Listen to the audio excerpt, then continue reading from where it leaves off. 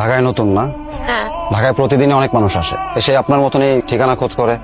কেউ কেউ পায়, আবার কেউ হারিয়েও যায়। আপনার যে ঠিকানা লেখা আছে তার পাশেই আমার বাসা। চলেন আপনাকে আমি এগিয়ে দিয়ে আসি। সাবধানে থাকবেন। এই শহরটা আপনার পাহাড়ের মতো এত নির্মম। এই শহরে থাকতে হলে কনফিডেন্স নিয়ে থাকবেন। আমি আপনাদের নতুন রুমমেট। মানে আমাদের সাথে নতুন রুমমেট এটা কাকে দিয়েছে? আমি ওনাকে বারবার বলেছিলাম একজন ভালো রুমমেট দিতে।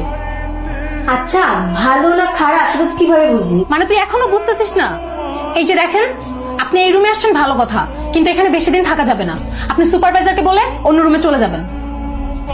তো নতুন রুমমেট? হ্যাঁ। কোন দেশে এটা?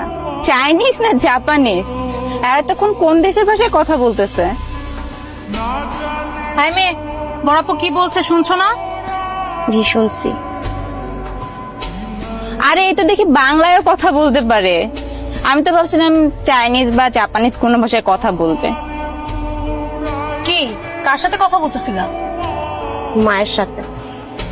ও, তো কি মায়ের কাছে কমপ্লেইন? কমপ্লেইন না, ঠিক মতো পৌঁছাইছি সেটা জানালাম। তুমি যে তখন চাইনিজ ভাষায় কি বলতেছিলে এটা তো আর আমরা জানি না। শোনো, তোমাকে একটা কথা বলি, এখানে থাকতে হলে খাঁটি বাংলা ভাষায় কথা বলতে হবে, কোনো চাইনিজ বা জাপানিজ ভাষায় কথা বলা চলবে না, বুঝছো? জি বুঝছি।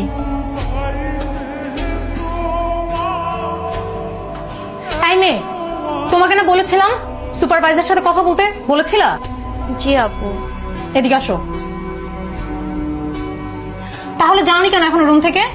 আপু কোথাও কোনো সিট খালি নাই, সুপার বলছে এই রুমেই থাকতে। ও আচ্ছা, সুপার বললো এখানে থাকতে, তাই তুমি আবার এই রুমে চলে আসছো। আর আমি যে তোমাকে এই রুম থেকে যেতে বললাম সেটা?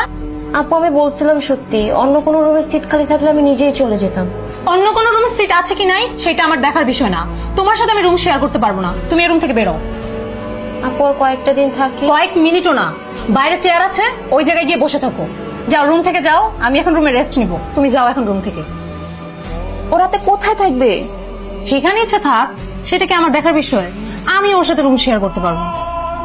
আর দেখোস না কি একটা চাদরের মতো পড়ে আছে, দেখলেই তো কেমন যেন লাগে। সবই ঠিক আছে, তো তারপরে ব্যাপারটা একটু বেশি বেশি হয়ে যাচ্ছে না? তোর যদি এত পুড়ে, তাহলে তুই তোর রুমে নিয়ে জানা। তুমি এখানে কি করছো? আপু আমি রুমে ছিলাম, ভাল লাগতেছিল না, এর জন্য ছাদে আসছি। একদম মিথ্যা কথা বলবা না। কাকু তোমাকে রুম থেকে বের করে দিয়েছে তাই না? না আপু, আমি নিচ থেকে আসছি। আমি সব জানি। তুমি কি ভাবছো আমি কিছু লক্ষ্য করিনি? আমি সবই লক্ষ্য করি, আমি কিছু বলি না। আপু ওরা আমার সাথে এমন করে কেন? আমি পাহাড় থেকে আসছি দেখে আমি ওদের মতো দেখতে না তাই? সবাই কোথায় এমন করে? হোস্টেলে তো আরো মেয়েরা আছে, তারাও কি তোমার সাথে এরকম করে? না। তাহলে দুই একজনের কথায় তুমি কেন কষ্ট পাচ্ছ? আপু আসলে আমি এই শহরে অনেক স্বপ্ন নিয়ে আসছি, লেখাপড়া করব, একটা ভালো চাকরি করব, বাবা মার দুঃখ দূর করব, কিন্তু এখানে এসে আমার মনে হচ্ছে আমার ফিরে যেতে হবে। আমি এখানে কোনো মতে সার্ভাইভ করতে পারতেছি না। দেখো, আমরা যারা এই শহরে বাইরে থেকে আসি তারা অনেক স্বপ্ন নিয়েই আসি, যে ভালো একটা জায়গায় পড়াশোনা করব, ভালো জায়গায় চাকরি করব। কিন্তু আসার পর আমাদের ধারণাগুলো সব ভুল প্রমাণিত হয়। আমরা যতটা সহজ মনে করি আসলে ততটা সহজ না। এই শহর অনেক স্বার্থপর।